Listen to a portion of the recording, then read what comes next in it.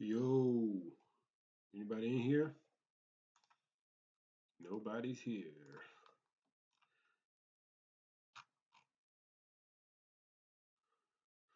What up, guys? Anybody in here? I'm live, 1 minute early.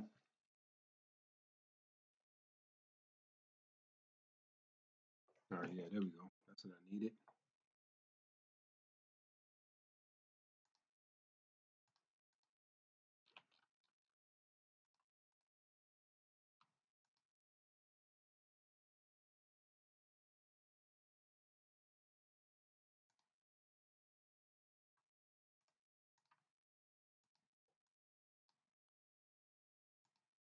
What up, Rage?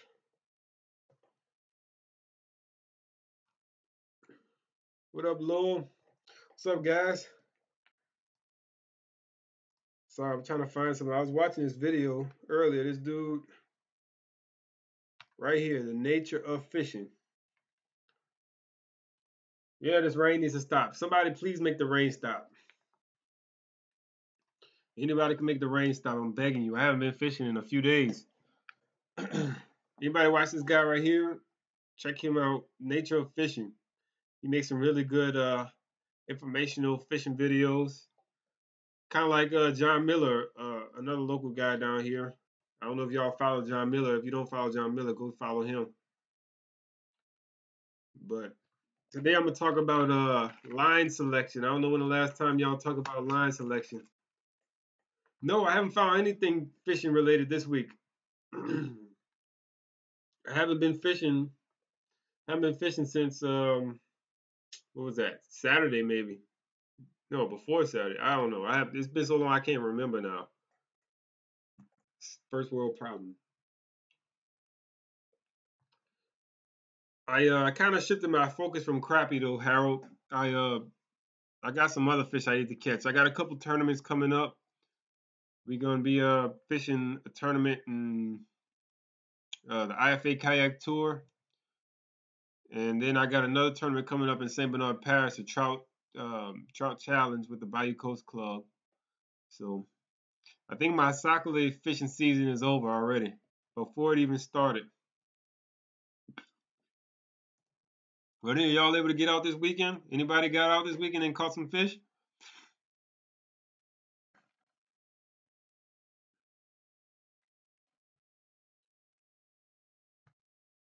I know Saturday was a good day. Anybody got out Saturday?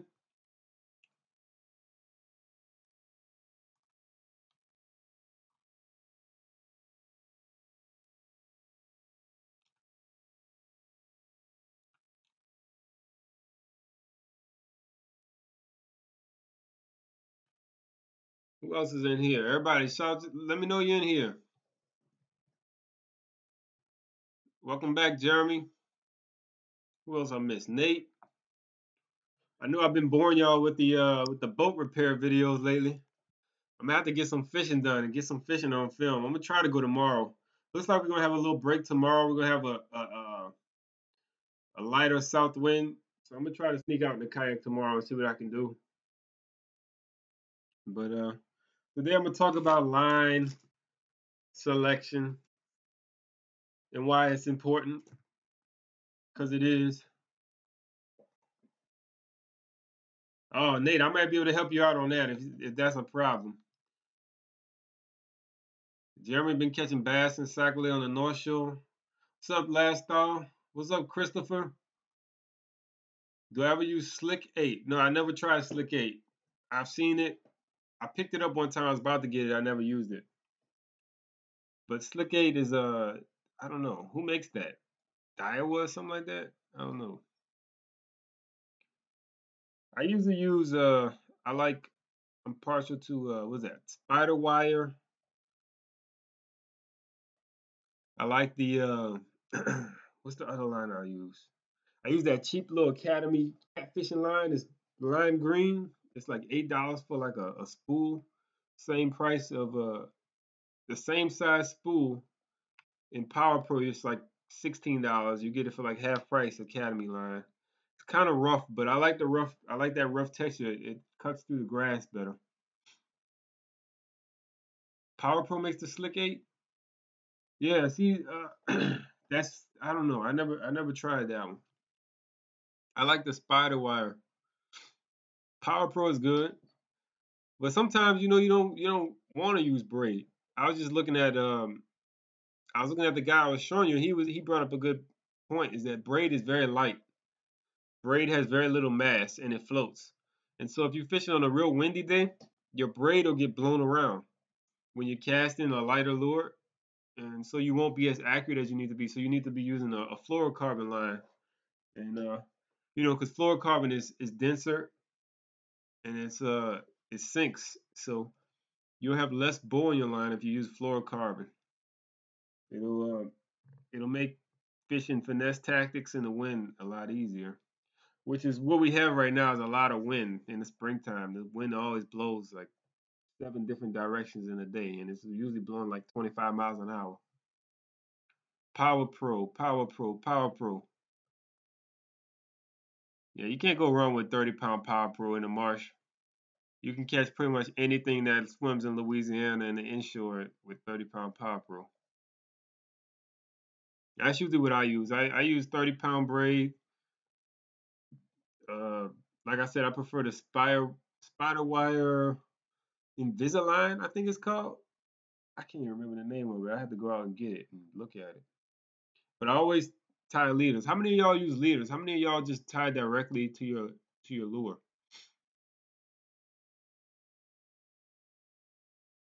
And what size leader do y'all use? I like to use a 20 to 30-pound leader.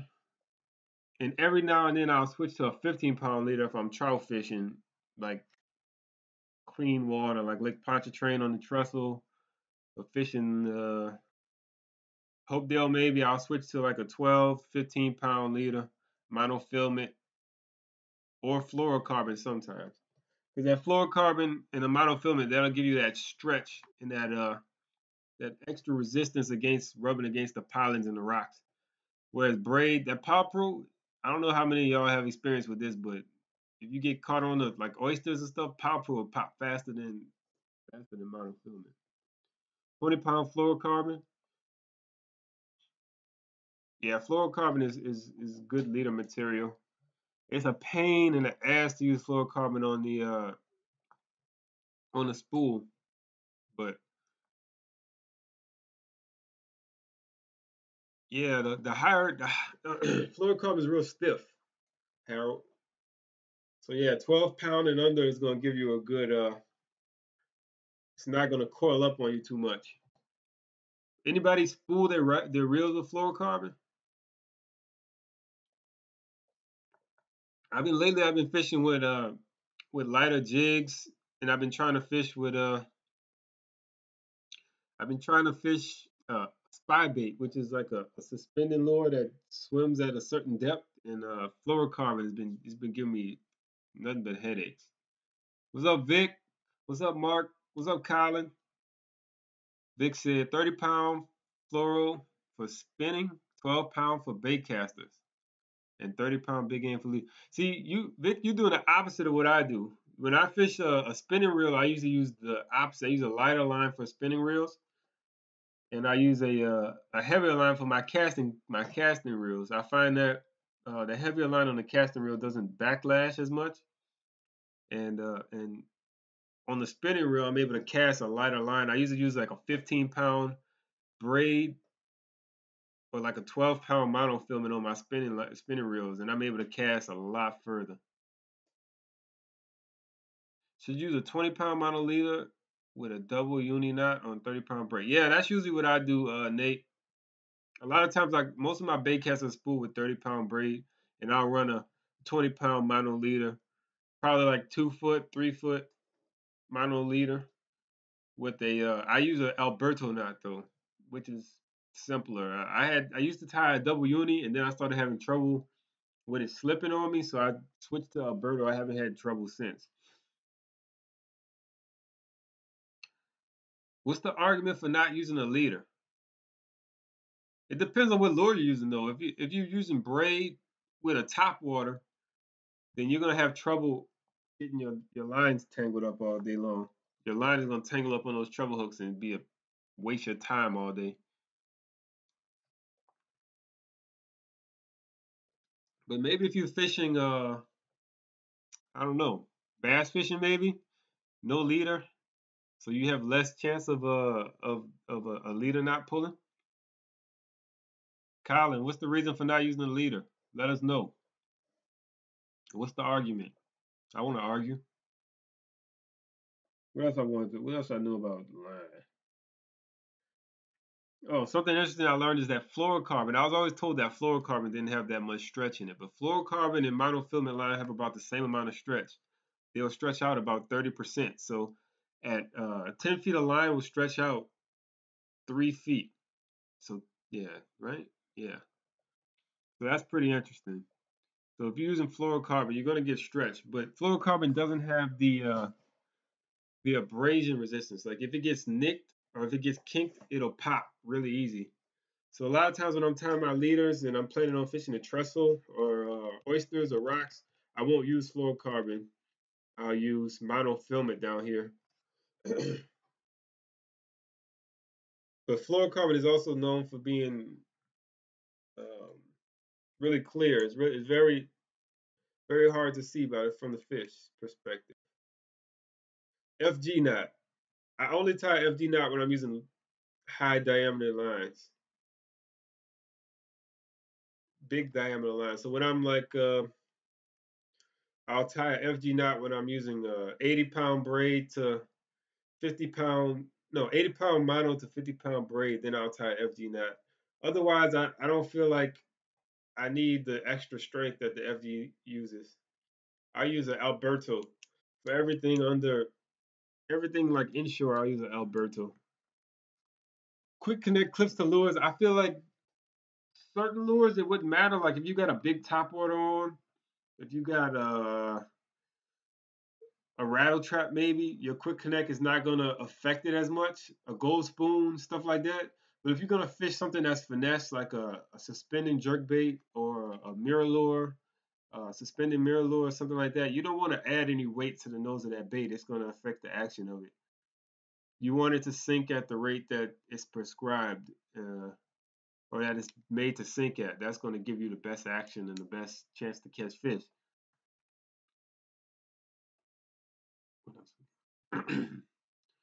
I I have a little experience using whatever you wait what quick connects. Whatever you do, don't use those little cheap safety pin looking ones. Whatever they call. Don't use those little cheap ones that they sell at Walmart. Get you a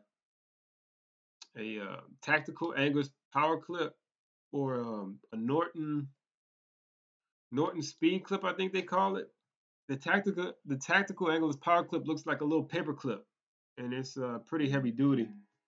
It's not going to fail on you like those little paper clip safety pin ones do.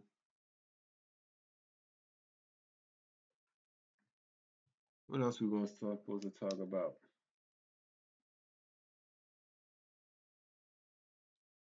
Oh, all right. This is what I really wanted to tell y'all is that line diameter. A lot of times we're using way too heavy of a line when we're fishing. So even I'm guilty of this. I like to use 30-pound braid when I'm red fishing, when I'm trout fishing, but that's probably way too heavy of line for what I really need to do most of the time. If you're fishing calm conditions, your line, if you're using too thick of a line, your line can actually spook the fish. It can alert the fish that you're there.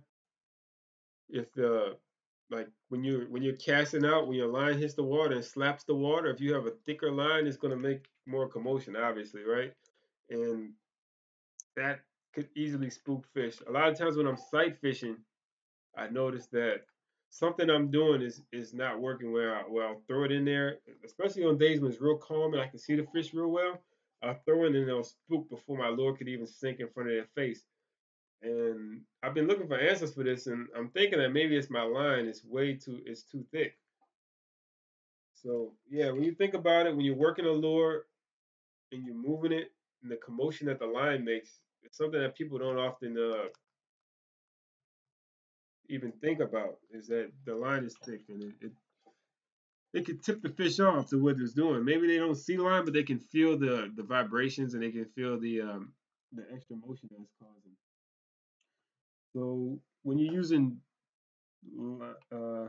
picking out your line, you just know that most lines are underestimated. So if you're going to buy a 10-pound test line, most lines are rated at 10 pounds, usually break at about 15 pounds, 12 to 15 pounds. So you might want to, when you buy a line, you might want to scale down your pound test that you buy and get a thinner diameter line, because that's going to give you a little bit more advantage to sneak up on the fish and allow you to get a few more bites. And that's what it's all about, is catching more fish. That's what we all want to do when we go fishing, right? So it's just little quick little tips on line. What else we learned? The thickness of your line. So if you're using too thick of a line when you're using um, finesse lures or jigs or different weight, jig heads, will affect will affect the action of your lure as well. So the thinner your line, the less effect your line will have on the action of the lure. So you'll get a much more natural presentation with a thinner line. You also get less drag in the water, so your lure will have more action to it, and you'll have less bow in your line, so you have more sensitivity if you have a thinner line. And you can cast further. That's another thing. If you can cast further, lures like gold spoons or top waters or crankbaits or any of those power fishing, those spinner baits, if you can cast them further and cover more water, you're going to catch more fish, because your lure is going to be in the water longer.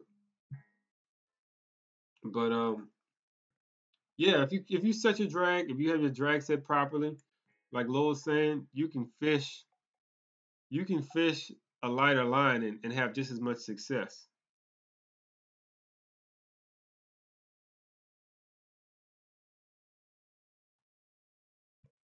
What up, Rat Red? Shout out to Rat Red. He had some real stuff on the comments today, man. I thought that my boat repair videos would make people think I didn't know what I was doing, but Rat Red shout out me, gave me a good offer today. I don't know if I'm gonna have to think about that, Red Red, what you told me, man. I'll get back with you in the comments section later. What else? What else? What else we talking about? So yeah, the thinner your line that you use, the better your depth control will be with your lures, the better your sensitivity will be, um,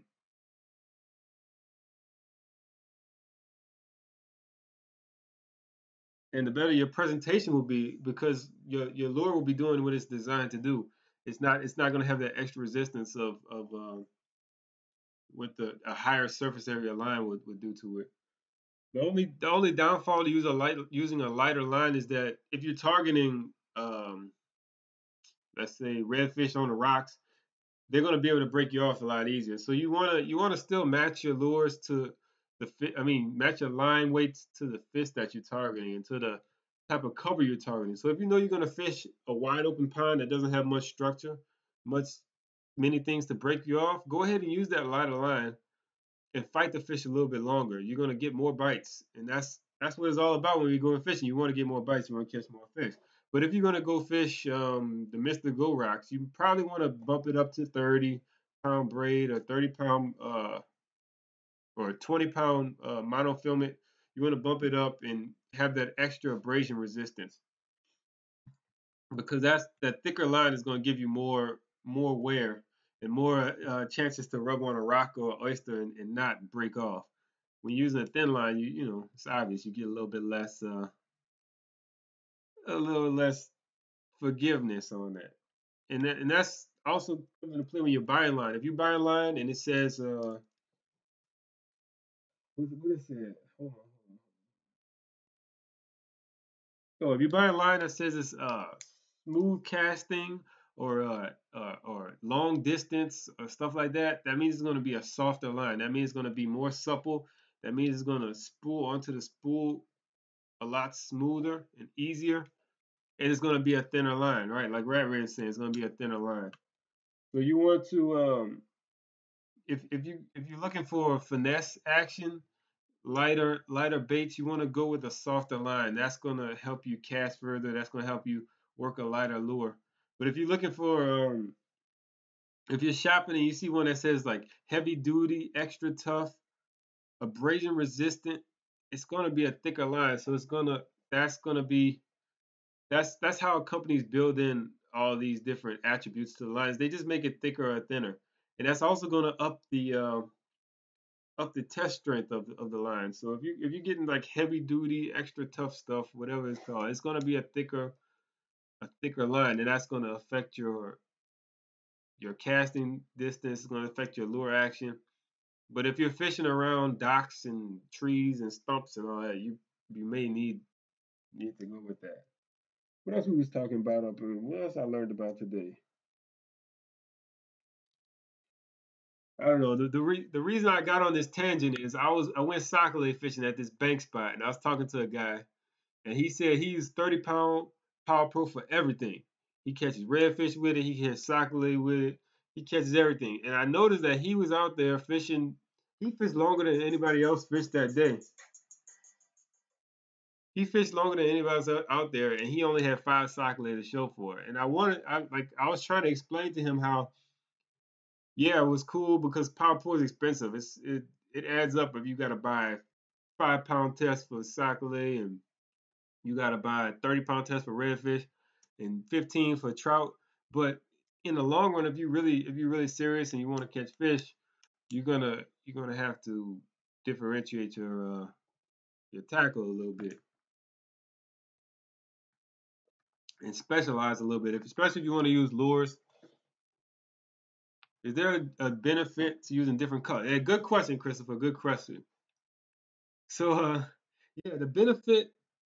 Um, a lot of people talk about fish senior line. A lot of people talk about having ultra clear line and invisible line and stuff like that. I haven't seen much. Um, I haven't had much experience with fish shying away from my line. I've used all different color lines. I use lime green line. I use white line. I use clear monofilament. The one benefit I see to using lines is color lines is that you can see as an angler, you can see your line better. So if you're jigging on the bottom and you get that light tick on your line, you can see when your line will jump to the side, or you can see it straighten out. So if you're able to see your line, it just increases your ability to detect the bite better beyond just feeling it with the rod. If you have a sensitive rod and you have colored line, like I know the guys with Matrix Shad, Chaz, and all those guys, they sell their monofilament is bright green or bright blue or something. It's real loud and really visible. And that's the way he described it. Is if you fishing on the trestle, you fishing deep water, and you getting that lightest little tick, if you can just get any information, a little bit more information, and you can see that line jump, that's gonna make you catch a couple more fish. So I like to use white line. I got lime green line, like I said earlier. I hate using that moss green Power Pro. It blends into the water too much when I'm out here when I'm fishing down here in Louisiana. So that's why I go with louder colors because I like to be able to see my line when I'm fishing. Anybody else got any questions about line? And I'm not with Colin. I like to tie a leader on all my braid. I don't care if I know I have confidence that I can tie a good knot. And if I didn't have confidence, I would sit in the house and learn how to tie a good knot before I went fishing. Because I feel like just having that the supple the not the suppleness, what I'm trying to say. The the leader, the monofilament leader, the stretch and abrasive resistance, that's what I was trying to say, of the monofilament leader. And the fact that it's not going to get all wrapped in my hooks all the time. I don't have to be untangling all my hooks. That's going to catch me more fish in the long run over the course of a day, a course of a weekend, a course of a tournament. So yeah, I always tie leaders on my thing, no matter where I'm fishing. Anybody else got any questions about line? I'm gonna talk about a little go Google Earth real quick. Some little advanced tactics. If nobody else has any more questions about line, if we done talking about line, because I think I said everything I can about line. What about stretch? Stretching line. The stretch allows you to land fish. So yeah, that's another reason why I add the monofilament to the braided line as well. Is that braided line only stretches 7%. Braided line only stretches 7%, and monofilament and fluorocarbon stretch up to 30%. So um, if you're able to put a little stretch, that little shock absorption, even in heavy grass, I use a leader. That little extra shock absorption of the leader helps a lot when you're trying to land a bigger fish on a lighter pound test. How long of a leader? I usually use. It depends. It really depends. Sometimes I'll wind on like 100 foot of monofilament on some of my reels, and that's just so I don't have to keep cutting and retying leaders all day long. But usually I'll use like a 3 foot leader if I have micro guides like Colin's talking about. I use a 3 foot leader, and that allows me to not have to reel that leader knot up into my guides over and over again and have to deal with that all day. So yeah, maybe 3 foot, 2.5 foot, and that's all you need. Think stretching mono before going out helps stop tangles. No, I've never heard of that. I've never heard of stretching it. I did read something once before where they said before you spool your line on your reel, you run hot water over the spool of your monofilament that you're about to put onto your reel, and that will relax the fibers and allow it to spool on real evenly and not have too much twist in it when you're spooling it up, red. Christopher asks, how often do you replace your line? I don't know. That all depends. When you're using monofilament and fluorocarbon, you can kind of tell when your monofilament goes bad. It starts to lose that clarity and starts getting a little white and opaque. You're not going to be able to see through it. You're also going to start to get a lot of kinks in it, and it'll start coiling up on you. If it starts coiling up on you too much, you want to you want to take it off and change it because monofilament is relatively cheap. What is it, like $5-6 for a quarter spool of monofilament, and that'll fill up 5 or 6 spinning reels or bait casters. So yeah, you want to change your. To be honest with you, me, I fish a lot. I change my monofilament spools once a month, maybe more often than that if I've been fishing in a rocky area or something like that, Christopher. So you want to change your monofilament quite often. Braid, you don't have to worry about so much. My braid, I probably use my braids half a year. And then once it gets worn out on the top side, I'll take it off the spool and flip it around and put it back on my reels and use the backside that hasn't been used very much. It's usually brand new line on the inside of your reel if you flip it around.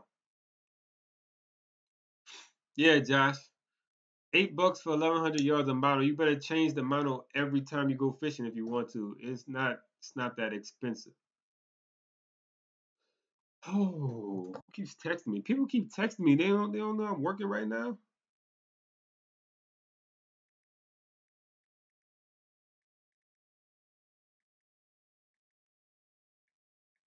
Anybody got any more questions about line? If your monofilament is coiling up, change it out. All right, we're gonna talk about Google Earth now. Get my ugly mug off the camera. Yeah, there we go. Now I can hide behind the screens. Let me move all this stuff out the way. We're going to talk about some little advanced tactics. I see we already got a question from Fishing Frenzy asking about how to go pre-Katrina. So let's go pre-Katrina real quick. This is one of my favorite areas to look at pre-Katrina. You can see how much everything actually changed. So you go up to the top. You see what I'm doing right here? You want to click on this little clock right here on Google Earth. Can y'all see that? I don't think y'all can see that. Can y'all? Let's see. What's going on here?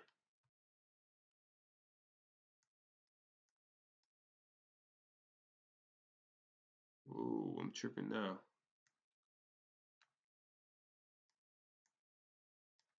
Oh, I gotta move it here. All right. Now, can y'all see that?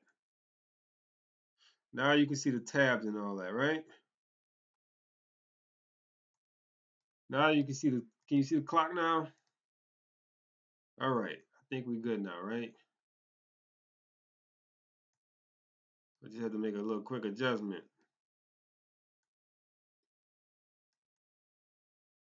So at the top of your Google Earth screen, you're gonna have the little tab. You got the pins. That's where you can make a mark. You click on the pin, you drop it where you want it to be, and it'll give you the latitude, the longitude. It'll give you you can name it, you can call it what you want, and that's how you never forget a fishing spot. So if you go fishing and you were fishing on this point right here in 3 Mile Bay, you just drop a pin on it, and you're there. And you never forget it. You can always go back and look at it. This is on the computer, by the way. This is not on the phone. I don't think you can do all this on the phone. There's some other apps you can use on the phone though. There's Angler is a good app on the phone that has satellite maps and points and a fishing log and all kind of stuff you can do with it. But all right, yeah, let's go to the slider now because I don't use any of these other tools. Oh yeah, I do. I use one more. So you go up here on the top bar. There's a little clock right here, and you can turn back time. You take this slider right here, and you can slide back. And they update the pictures every so often, every so many years. Lately, they've been doing it about once a year, but it depends on where you're at. But you can just slide back. So if you want to go, you can look at the land masses. So if you pick a point out here in the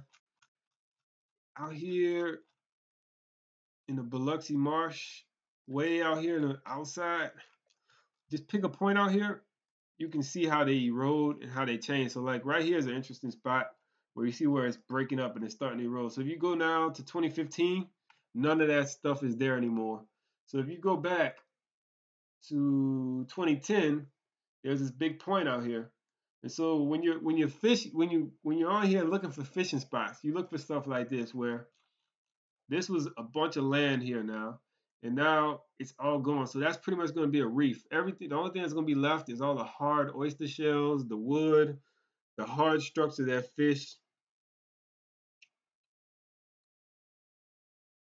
the hard structure that fish like to hang on, and crabs and shrimp like to hide into, and the fish like to feed around.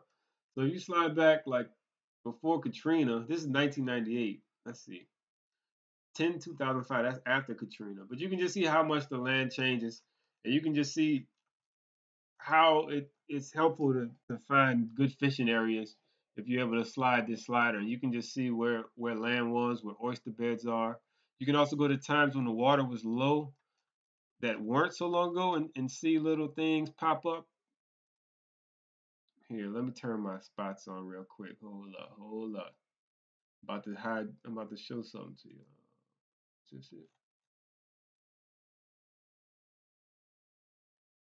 No, that ain't it. Where is it? Here we go.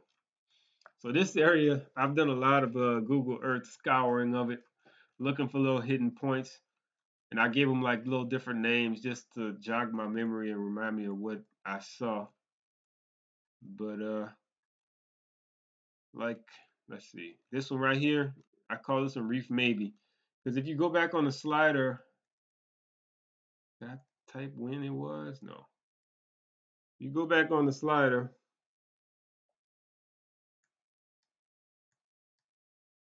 you can see right here, there was an island right here back in 2007. But now if you slide up to the current picture in 2015, there's nothing there. So obviously you know that even 2009 it was gone. Wow. Of course in 2 years it was gone. So now you know that there's a hump down there. There's something that was hard because for this island to survive all this time out in the middle like this, there had to be something hard structure around it. It had to be oyster shells most likely that were holding it up. And when whatever storm that was that came in 2007 and finally wiped it out, it's going to wash away all the dirt that was the oysters were holding. But now those oyster shells are going to still be down there, and the fish are going to still be holding on there. So that's the secret of the slider. And I don't know. The last little tool I use on Google Earth a lot that I don't know if people always know about is the measurement tool. So when I'm kayak fishing, it's really important to know how far I want to go. Y'all should have freeze framed that right there. That was like all my big trout spots that I just showed y'all. But it's important to know how far you're gonna go. So when you're planning out a trip in the course of a day in the kayak, especially. So a lot of times I like to get on this tool right here, which is like the you plot the points. It's called the path tool. Add path. It's the third from the left, and you just click and you draw a path here, right? And you just draw a path, and you see how far you went. You can make it a whole round trip if you want. You can make it straight lines or curvy lines. And then you go over here to measurements, and it'll tell you exactly how far you went. Oh, wait, y'all can't see that. Why y'all can't see that? Let's see something.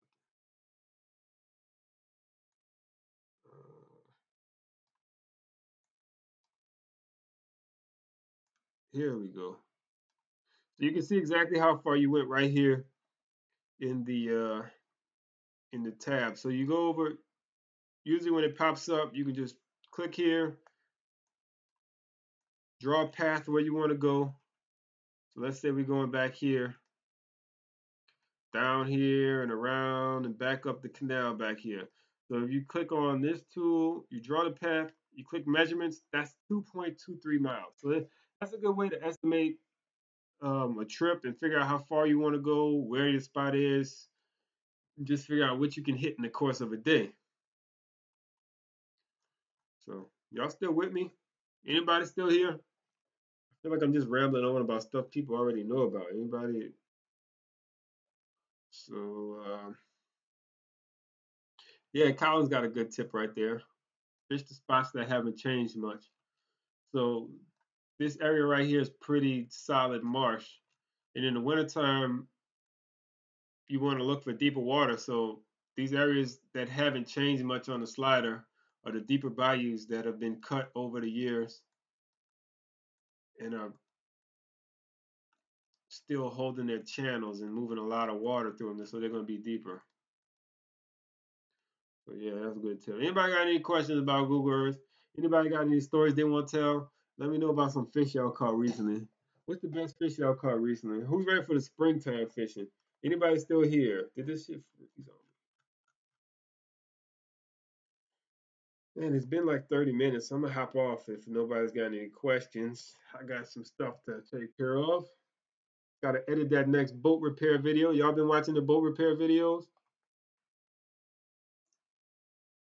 What y'all think about those? Still not in the water yet. Those were filmed like back in December. I still haven't dropped it in the water. That's a secret for y'all who's here, still here.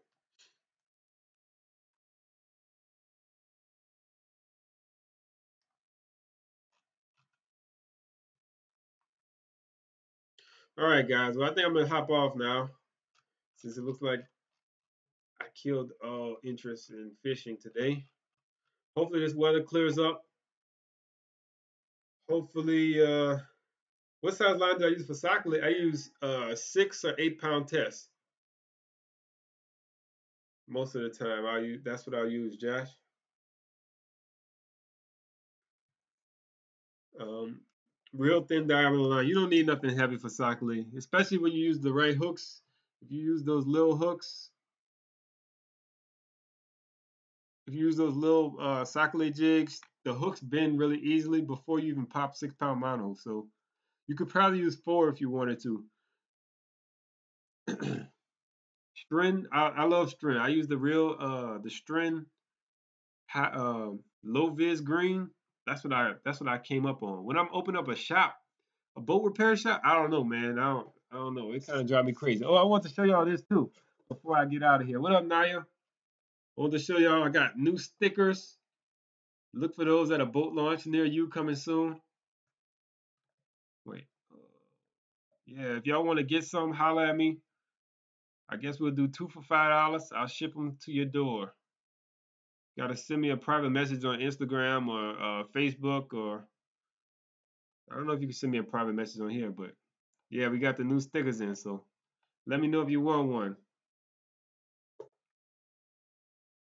Look for them out in the marsh too. We're gonna stick them up in the marsh. You'll know where I've been if you find one of the stickers. It's gonna be like a little scavenger hunt.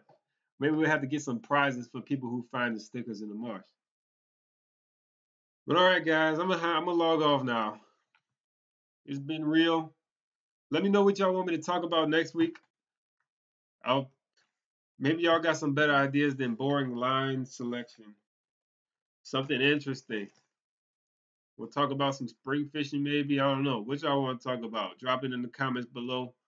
I'll see you guys next week at 8 o'clock. Thanks for watching this one. And hopefully I'll be able to put some fishing films up in this next few days. Mardi Gras is gonna be crazy. I'm gonna be busy with Mardi Gras stuff, drinking, partying. So I don't know. I'm gonna squeeze them in though. So be on the lookout for some fishing. And I'll see you guys later. Yeah, I would love to design my own lure. I was thinking about getting some. I can't tell y'all that yet. I can't tell y'all that yet. But be on the lookout. I'm gonna have my own lure soon. T-shirts, lures, and stickers. So thanks for watching. Joe Blow, you one of the OGs though, man. Thanks for sticking with me, man. How do you create tracks on Google Earth and download on a card? That's a whole nother that is a whole other story. Here, let me just show you real quick. Let's see. Maybe I can do this real quick if I remember how to do it. I have a hummingbird. So um this is how I'm gonna show you how to do it for my hummingbird. So basically what you do is you draw a path. So you got your path right there. Let's just pick this blue one to Freemason Island. And you click this and you say save place as, and it's going to save it on my desktop. I have a folder called GPX.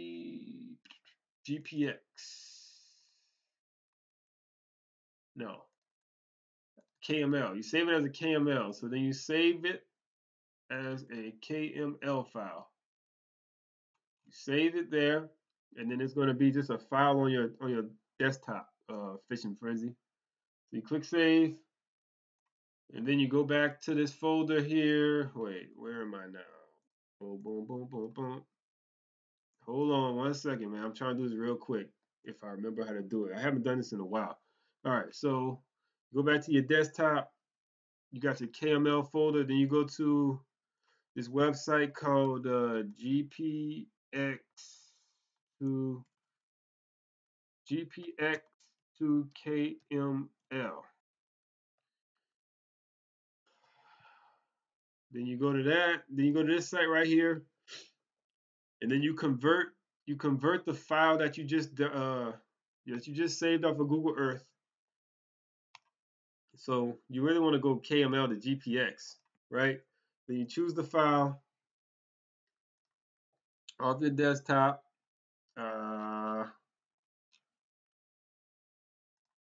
Hold up, where are they? I don't even know where they at.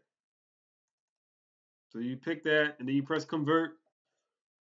Then you download that here. Then you download it. Then you go back to your folder and you find it where you downloaded it. You upload it into this GMX thing, GPX. You put it in this folder. Then you go to the Hummingbird software. I'm sure every company, Lowrance, what's the other company? Uh, damn, I'm lost right now. Lowrance, all the other major uh, GPS brands probably have their own software or whatever. You go to your software and then you upload that into your account and you put it on the card, the SD card. This is a horrible tutorial, man. I had to do this another night. I kind of forgot how to do this shit. But you go to open and then you download it onto the card with your software and just do that. But basically, how you save a path off of Google Earth. Let's just go back to that. That's simple. How do you save a path off of Google Earth? Is you just draw your path, then you click it, right click it, and then save place as. I hope that helped you, Fishing Frenzy. That's a good suggestion, Vic Mo. I had to get some screenshots of some fish finders, and maybe we could talk about that. I'm not the best at that. I'm still learning myself and teaching myself at that right now. But maybe we'll talk about fish finder reading next week. Yeah, you got to down. Well, fishing frenzy. If you got a hummingbird, you can just download the hummingbird. What's the real name of this? Hummingbird PC.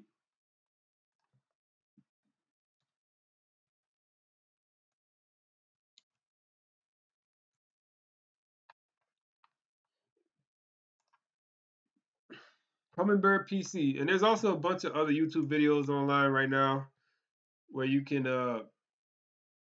watch somebody who actually knows what they're talking about show you how to do this. That's how I learned how to do it. So yeah, just search how to get uh, Google Earth tracks on my hummingbird, and it'll pop up. And it's pretty easy to follow, man. So thanks for watching. If you have any problems fishing frenzy, if you have Instagram, Facebook, follow me there. You can send me a message on there, and I'll try to walk you through it if you need help. But thanks for watching, guys. I'm getting off of here. I'll see y'all next week. Peace.